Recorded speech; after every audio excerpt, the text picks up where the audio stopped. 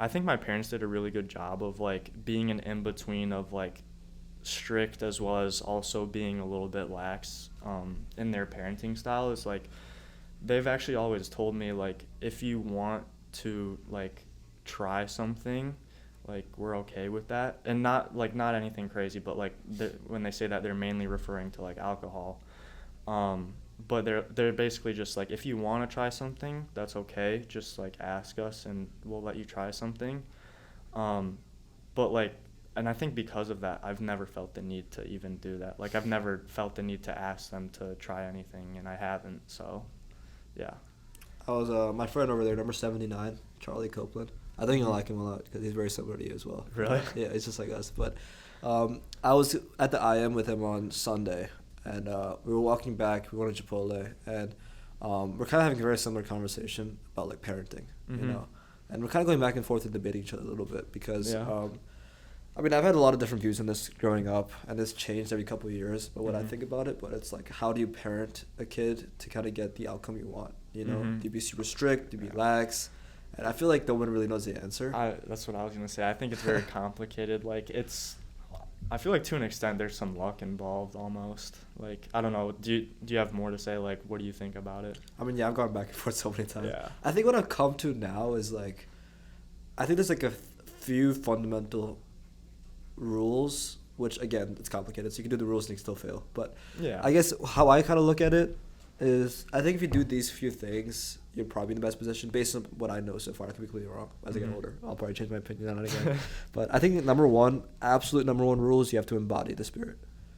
I think that's my number one rule. Embody the spirit that you want to invoke in your children. Because I think that there's something in human nature where, you know, we are just mimicking machines. That's all we are.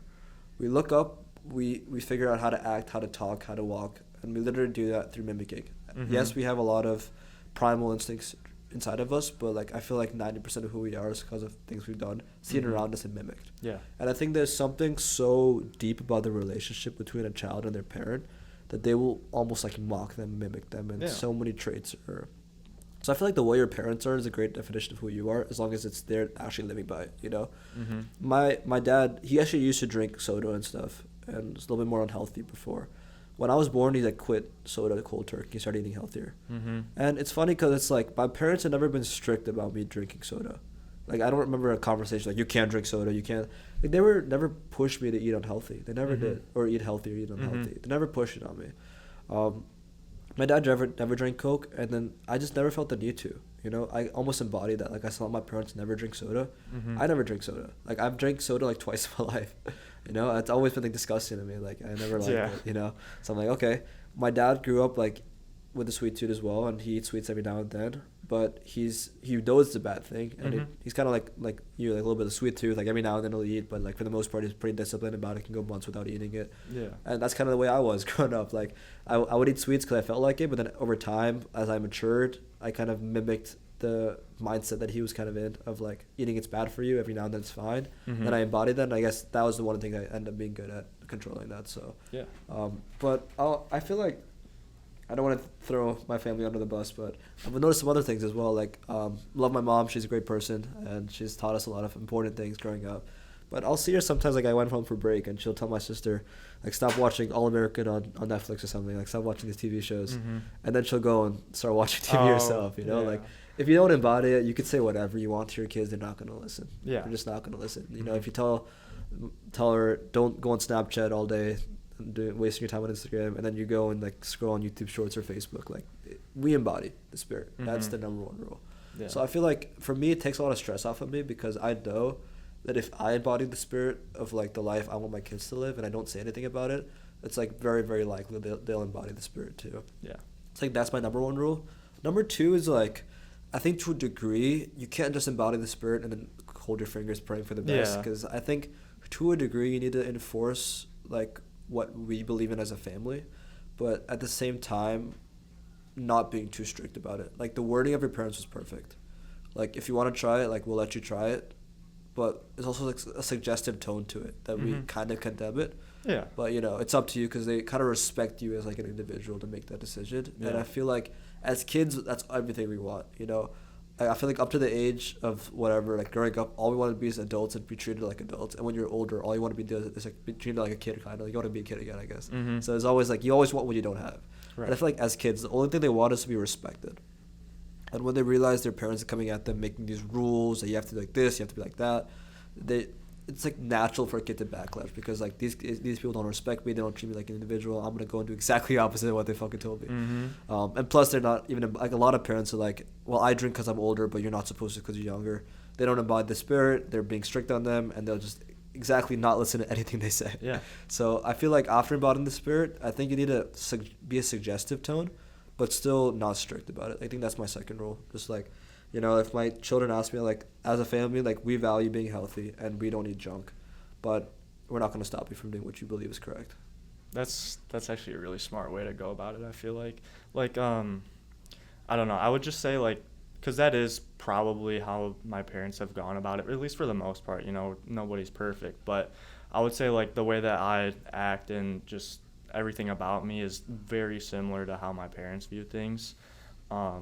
So, like, I think that definitely works, like, at least to an extent. Like, one thing that I would say would worry me is, like, you're not going to have total control over, you know, like, what happens, like, what your kid is going to be surrounded by. Like, for example, like, because your kid's going to be going to school, they're going to be surrounded by other kids who are taught by their parents in a different way. So, you know, they're also going to be, like, affected by that too, like what other things they're around. So I think to an extent there's definitely some luck into it, but I think what you said is how you can definitely go about it in the best way possible. At least, like, that's what I think now, you know. Nice. Yeah.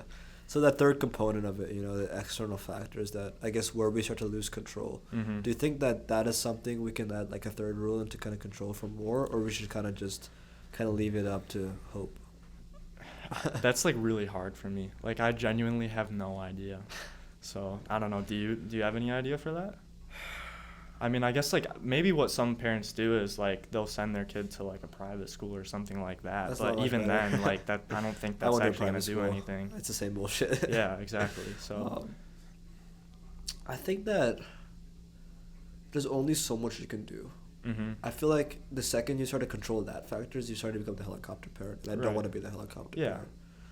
And it's scary, man, because, I mean, children are highly influenced by their environment. Yeah, exactly. But I still strongly believe in those first two principles that I think they're stronger than that. I think that, you know, everyone's different genetically. I think genetics plays a component in it, you know. The environmental factors could be stronger or less. I think to a degree you just have to, like, kind of let them learn for themselves, you know. But I think if you embody the spirit and you're suggestive about it, they will respect you, they will look up to you, and they'll almost want to listen to you. Mm-hmm. And, you know, they'll be influenced, and they may make some wrong decisions, but there's only so much you can do as a parent. Yeah. You know, if you try to control it too much, they'll backlash, and they'll know it. They'll sense it. Mm-hmm. You know, if you're like, but I think you can still be suggestive about a parent about who they spend time with. You know, you can still, I think it's important for a parent to, like, know who your kids are hanging out with. So, like, encourage them to, like, bring their friends over to your home and just get an Yeah. idea. And you can kind of give them, like, pointers at, like, what you notice about them. But I feel like there's an art to dealing with it. Like, I started reading a bunch of, like, human nature books because I Mhm. find this shit really interesting. Yeah. And I feel like all the stuff I've learned from, like, Robert Greene about, like, power and seduction Mm-hmm. can be applied even in this situation, because I think all of his principles kind of rely on the human nature. So you have to really be careful about, like, people's egos and how they act and stuff. But I think there's a way you can do it where, like, you could use your suggestive tone to kind of influence them. But I would say, like, for me, I don't want to put the chains on. I'd kind of just, like, let them be for a little bit, let them kind of live their own life, make them at least feel like they're independent, because then Mhm. they're more receptive to coming back to you for advice. Yeah. But I think at the end of the day, I've never been a parent, so I guess we'll learn. Yeah, I don't know. I mean, I'm not really sure if there is a better way than that, though, to be honest. Like, just everything that you described, I feel like, at the very least, is, like, a very good basis of, like, what you should try to do as a parent. There was something I was going to say, but I totally forgot. Yeah, It's happens so alright, many though. times, don't worry. But what was it? I don't know. I forgot. If you remember, It might still come back let to me me. know. It might come Yeah, back to me. it usually comes back to me. So Yeah. I have them like twice or three times. It's Yeah. embarrassing, but yeah, dude, I think that it's cool that you're thinking about this kind of stuff, because I feel like a lot of people don't. You know, Mhm. like, it's really rare for me to come across someone that's, like, very mature and, like, thinking about these kind of things. So Yeah. I'm really excited for all the amazing things you're gonna do in life, man. Dude, you too. I don't know. You seem like you have a lot figured out, which is great. So Hopefully along the way we keep figuring more shit out. yeah, for real. There's a lot, but I don't know. We'll keep learning. You know what I mean? So Yeah, that's all less about. yeah.